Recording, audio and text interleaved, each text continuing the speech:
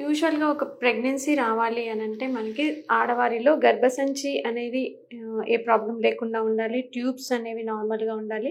అండాశయాల్లో eggs reserve అనేది నార్మల్‌గా ఉండాలి.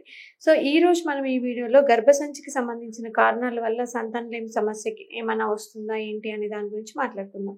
హలో అండి. నేను doctor Nayani, consultant at 49 hospitals, Karimnagar branch.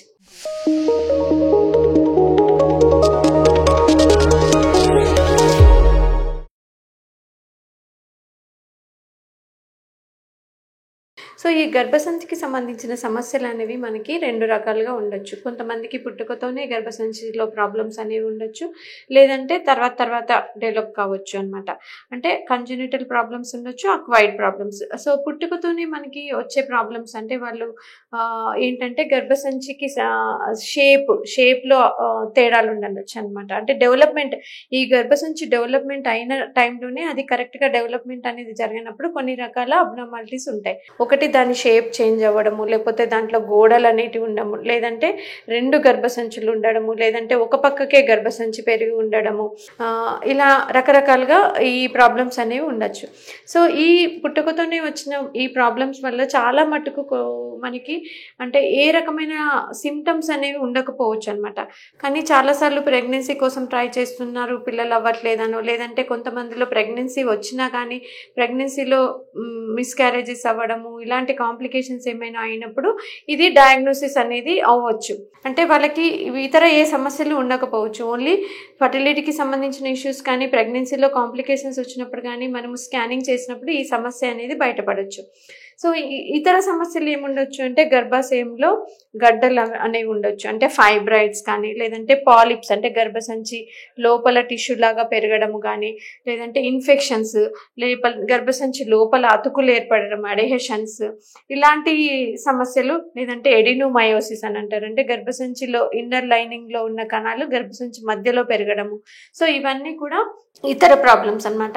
So, వీటన్నిటిలో కూడా మనకి ప్రెగ్నెన్సీకి అంటే ఫర్టిలిటీకి ఇవన్నీ కూడా ప్రాబ్లం అవుతాయా లేదా అనేది వాటి అంటే ఆ లొకేషన్ ఎక్కడుంది, ఎప్పుడు ఎంత సివియర్గా ఉంది ఈ ప్రాబ్లం అనే దాన్ని బట్టి ఉంటుందన్నమాట.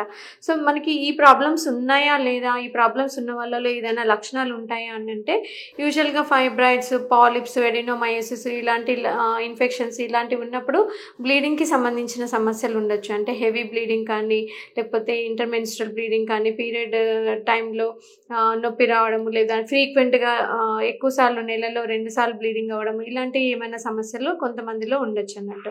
సో, మనకి ఇవి మరి ఎలా వీటి గురించి తెలుసుకోవడం అని అంటే మెయిన్గా అల్ట్రాసోనోగ్రఫీలో అంటే ట్రాన్స్వేజనల్ సోనోగ్రఫీ చేసినప్పుడు మనకి ఈ గర్భసంచికి సంబంధించిన సమస్యలు చాలా మటుకు డయాగ్నోసిస్ అవుతాయి. ఎవరిలో అయితే మనకి ఈ గర్భసంచికి సంబంధించిన అంటే కంజెనిటల్ అబ్నార్మాలిటీస్ ఏమన్నా ఉన్నాయి అన్న వాళ్ళలో ఒక్కొక్కసారి 3D స్కానింగ్ చేస్తే మనకి ఇంకా క్లియర్గా అర్థమవుతుంది అనమాట. సో, మరి ఇలా కంజెనిటల్ అబ్నార్మాలిటీస్ ఉన్న వాళ్ళలో ఏమవుతుందంటే ప్రెగ్నెన్సీ టైంలో కూడా వీళ్ళలో కొన్ని రకాల కాంప్లికేషన్స్ రావచ్చు. అంటే మిస్‌క్యారేజ్ అవ్వడము, లేకపోతే వీళ్ళలో ప్రీటర్మ్ డెలివరీస్ అంటే నెలలు నిండక ముందే డెలివరీ అవ్వడము, లేకపోతే బేబీ గ్రోత్ సరిగ్గా ఉండకపోవడము, డెలివరీ టైంలో ఏమైనా ప్రాబ్లమ్స్ రావడము, ఇలాంటి సమస్యలు ఉండొచ్చు అనమాట. సో, మరి వీళ్ళలో ఫర్టిలిటీకి సంబంధించిన సమస్యలు కూడా కొన్నిసార్లు రావచ్చు అనమాట. ఇప్పుడు గర్భసంచిలో గోడలు ఉన్నట్టయితే, లేదంటే గర్భసంచి ఒకటే పక్కకు చిన్నగా ఉన్నట్టయితే, చీలిపోయినట్టున్న ఇలాంటి వాళ్ళలో ఒక్కొక్కసారి ఫర్టిలిటీకి సంబంధించిన సమస్యలు కూడా రావచ్చు. సో, మనకి మెయిన్గా ఈ ప్రాబ్లం ఉంది అని తెలిసినట్టయితే ఆ ప్రాబ్లంకి ఏ రకమైన ట్రీట్మెంట్ తీసుకోవాలి ఏంటి అనేది మన సమస్య ఏంటి అన్న దాన్ని బట్టి ఉంటుందన్నమాట. కొన్నిసార్లు ఏమవుతుందంటే మనకి ఈ గర్భసంచి గోడలు అనేటివి ఉంటే దాన్ని చిన్న సర్జరీ ద్వారా సరి చేయొచ్చు. కానీ కొన్నిసార్లు ఏమవుతుందంటే ఏ ట్రీట్మెంట్ కూడా మనము అంటే 2గా గర్భసంచులు ఉన్నాయి అనుకోండి, దానికి మనం ట్రీట్మెంట్ చేయడానికి ఏమీ ఉండదు. కానీ వీళ్ళలో ప్రెగ్నెన్సీ వచ్చి full term pregnancy baby delivery అవ్వడం కూడా ఏం ప్రాబ్లం కూడా ఉండకపోవచ్చు. కొన్నిసార్లు మనకి ఒకటే సైడ్ యూట్రస్ పెరిగి చాలా చిన్న క్యావిటీ ఉన్నట్టయితే వాటిని ఆ క్యావిటీ పెంచడానికి కొన్ని రకాల సర్జరీస్ అవసరం పడవచ్చు. తర్వాత ఫైబ్రాయిడ్స్ ఉన్నట్టయితే వాటి లొకేషన్ ఏంటి, అది ఏ భాగంలో ఉంది, ఎంత సైజ్ ఉంది, దానివల్ల మనకి ప్రెగ్నెన్సీకి రావడానికి కష్టమవుతుందా అనేది గమనించుకొని దానికి సర్జరీ అవసరమా లేదా అనేది నిర్ణయించుకోవచ్చు. తర్వాత పాలిప్స్ కానీ అడ్హెషన్స్ కానీ అలా ఉన్నట్టయితే వాటికి కూడా హిస్ట్రోస్కోపీ అనే పద్ధతి ద్వారా మనము వాటిని రిమూవ్ చేయొచ్చు అనమాట.